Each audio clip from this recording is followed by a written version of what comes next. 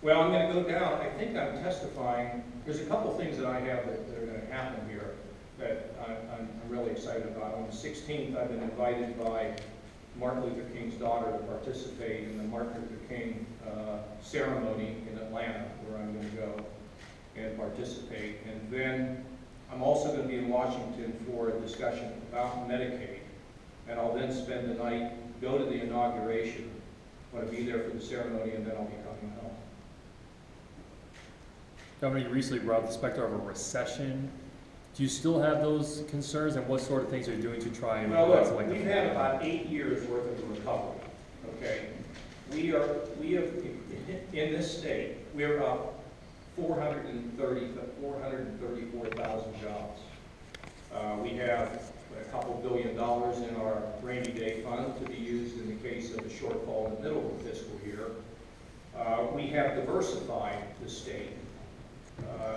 When people hear that Amazon's cloud computing is only located in 3 places in America, which is California, New York, and Ohio, it's pretty remarkable. And we have a lot of these kinds of companies that are thinking about our state, which is part of the reason why I vetoed the rollback on renewables, because a lot of companies like Google, like PayPal, like Amazon, they want to make sure that the state is green.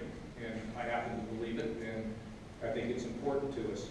So we have diversified our economy, but we're still heavily dependent on manufacturing. And one of my goals is to continue to diversify the economy so that we don't have all of our eggs in one basket. Nothing in life goes straight up. I mean, maybe, well, we learned that in the bowl game, okay? Nothing like that goes straight up. There's ups and there's downs. And our job is to make sure we maintain the fiscal discipline, to make sure that we don't have a problem with the structural imbalance. When I was first elected, I went to New York, and they were basically going to downgrade us. Our credit rating was going to plummet. And I said, no, give me time. And they said, we don't have any idea how you can fix this. Well, we did. We're now viewed as one of the most desirable places in the country to create a job, in the top 10 by many of these estimates. But, you know, our work participation rate has fallen. We're not quite sure why. Our sales tax is, I think we're going to find that sales tax in the last month was pretty good. But there's a lot of reasons why you wonder. I mean, we have, did you go shopping over Christmas? Did you notice there's not one store that you went into where they didn't say that it's 40% off? Everything is discounted. So the price of things has kind of gone down, and we're not collecting as much, although we're going to make the sales tax for this last month. I'm always concerned about being conservative, because what you don't want to invite is that, you know, and you can have your crisis. I mean, one of the things that I said about my predecessor is he didn't move fast enough. I'm not going to sit around and wait, and I would rather overreact to revenue estimates that are not coming in than act on them, and then find ourselves in a more difficult situation if I hadn't planned. So am I still concerned about the economy in this country? Absolutely. Look at the growth we're having. We have the weakest growth since the Great Depression.